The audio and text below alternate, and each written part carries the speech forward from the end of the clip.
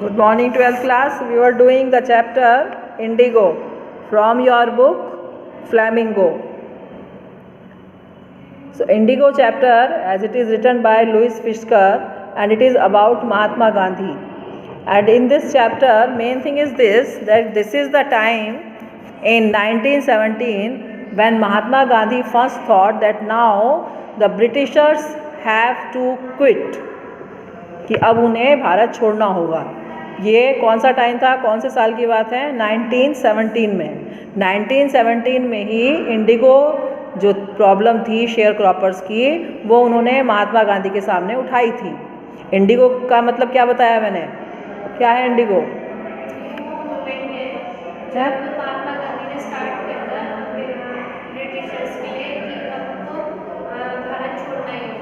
मैं इंडिगो का मीनिंग पूछ रही हूँ। इंडिगो क्या है?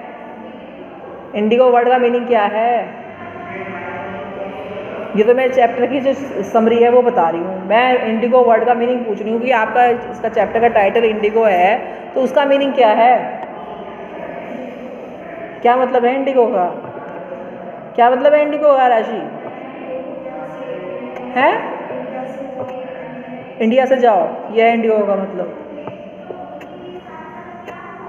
कम से कम 3 जो है चैप्टर, 3 क्लास जो है मैं इस चैप्टर की करवा चुकी हूँ, 3 क्लास, और आपने उनमें से एक भी अगर सुनी हो या देखी हो, और जबकि वीडियो वो सब आपके उस पर पड़ी हुई हैं, आपके क्लास ग्रुप पे। लेकिन कभी आज तक देखने की कोई जरूरत समझी है कि क्या मैडम ने क्या पढ़ाया है हम देख भी लें उसे? बस स्कूल में आके बैठ गए। क्या करने आए ये हमें नहीं पता, क्या अब तक हो रहा था ये हमें नहीं पता। इंडिगो का मतलब होता है नील, जिससे अफीम बनता था।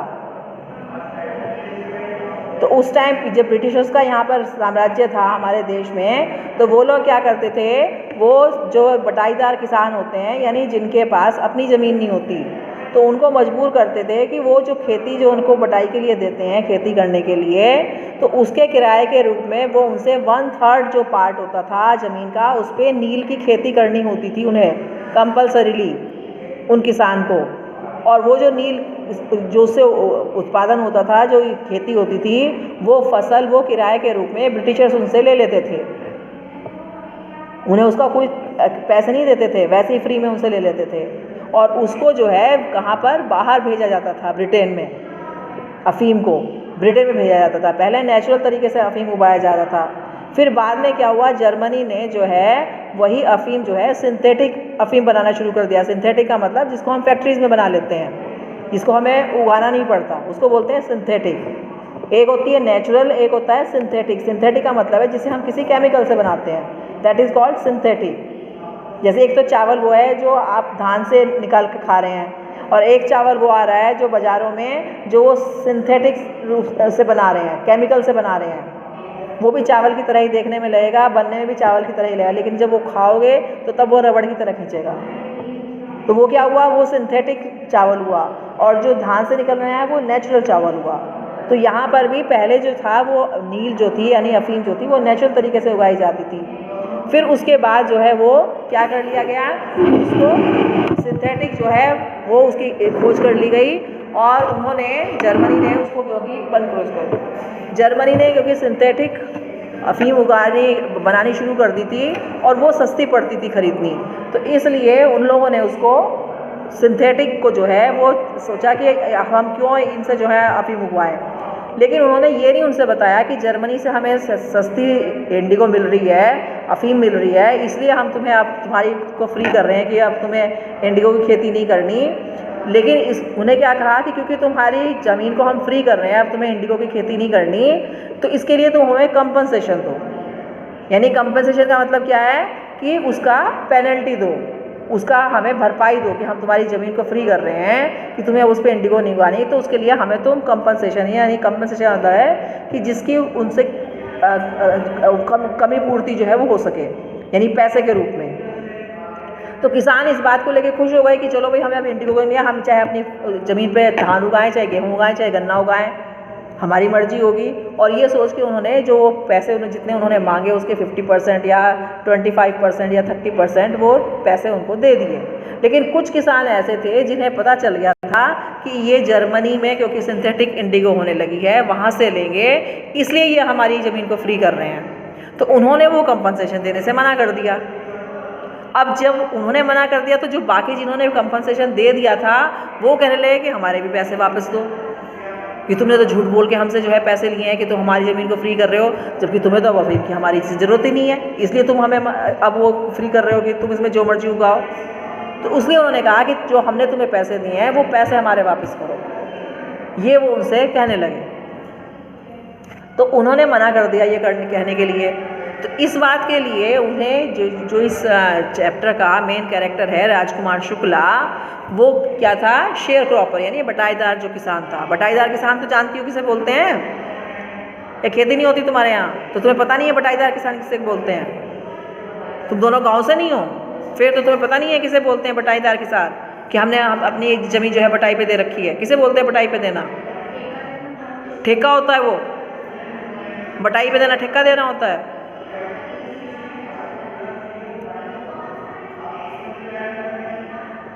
ठेका देने का मतलब तो ये होता है कि भाई तुझे ये मेरा ये इतना काम करना है, 50,000 में करना है, उसे बोलते हैं ठेका। तो बटाईदार का मतलब होता है कि ज़मीन की मालिक तो मैं हूँ और तुम्हारे पास ज़मीन नहीं है, तो मैंने तुम्हें क्या कर दिया कि मेरी ये इतना बड़ा टुकड़ा है ज़मीन का, इस पर तुम खेती करो और उस खेती से जो फसल होगी उसका तुम मुझे इतना किराया दोगी, या तो 1 क्विंटल तुम मुझे उसमें से गेहूँ दे दोगी या 1 क्विंटल के जितने जो है पैसे दे देना और बाकी तुम्हारी।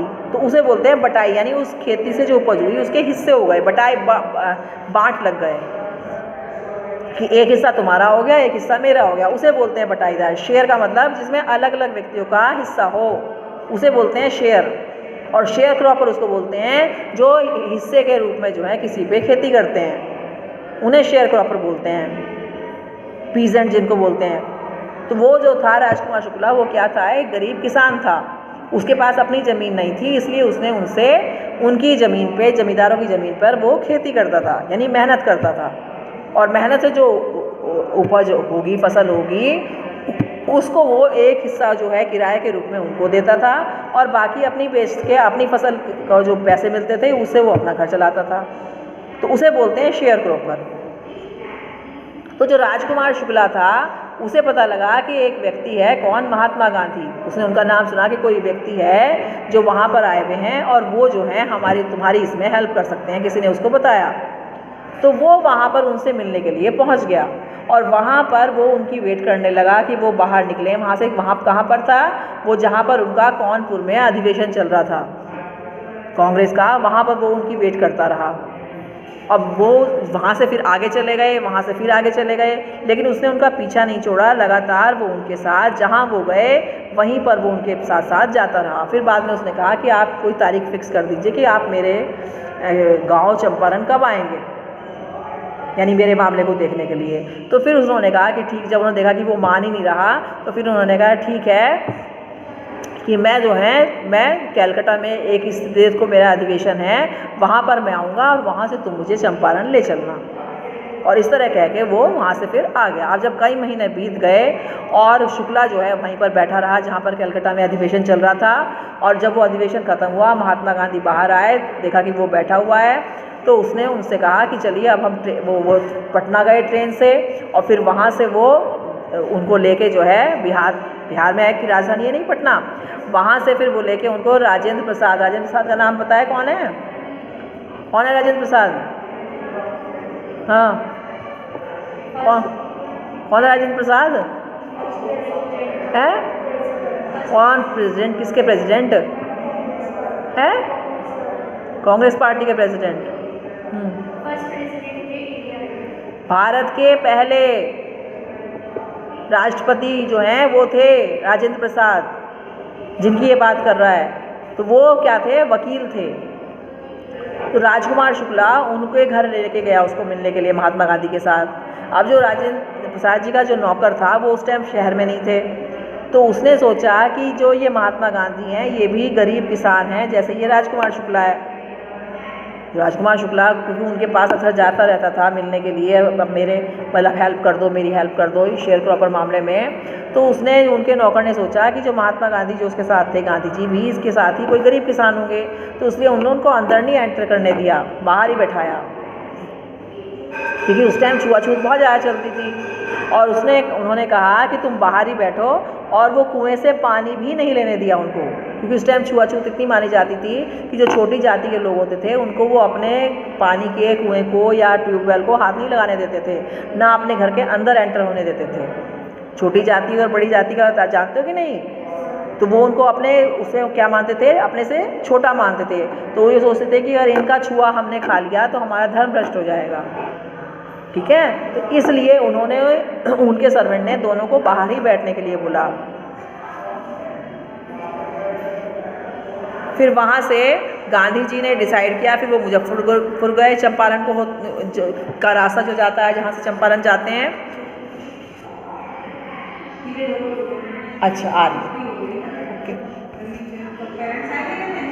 12:30 हो गए, छुट्टी हो गई पूरी? अच्छा अच्छा अच्छा, ठीक है। किसके साथ जाओगी?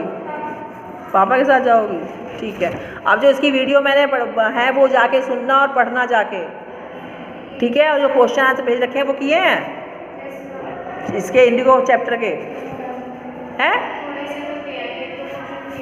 1-2 क्वेश्चन क्यों है? मैंने तो सारे भेज रखे हैं, 1-2 क्वेश्चन भेज रखे हैं, मैंने तो बहुत सारे भेज रखे हैं। तुमने किए राशि? क्यों? तो क्यों नहीं किए? से मैं यही तो पूछ रही हूँ। जब हम रोज़ के रोज़ काम भेज रहे हैं तो आप रोज़ के रोज़ काम क्यों नहीं कंप्लीट कर रहे हो? केवल एक वीक में 2 दिन क्लास होती है आपकी, और उस दिन भी, वो भी 2 दिन भी नहीं आप काम कर रहे हो। तो बोर्ड के जब एग्ज़ाम शुरू हो जाएंगे तब करोगे सारा काम बैठ के? कहाँ से याद करोगे जब तुम्हारे पास क्वेश्चन आंसर ही नहीं होंगे? तो बुक का नाम तुम्हें नहीं पता है, चैप्टर का नाम तुम्हें नहीं पता है, वर्ड का, इंडिगो वर्ड का मीनिंग तुम्हें नहीं पता है, एक भी वीडियो आज तक देखी हो, कौन सा चैप्टर चल रहा है ये तुम्हें नहीं पता है,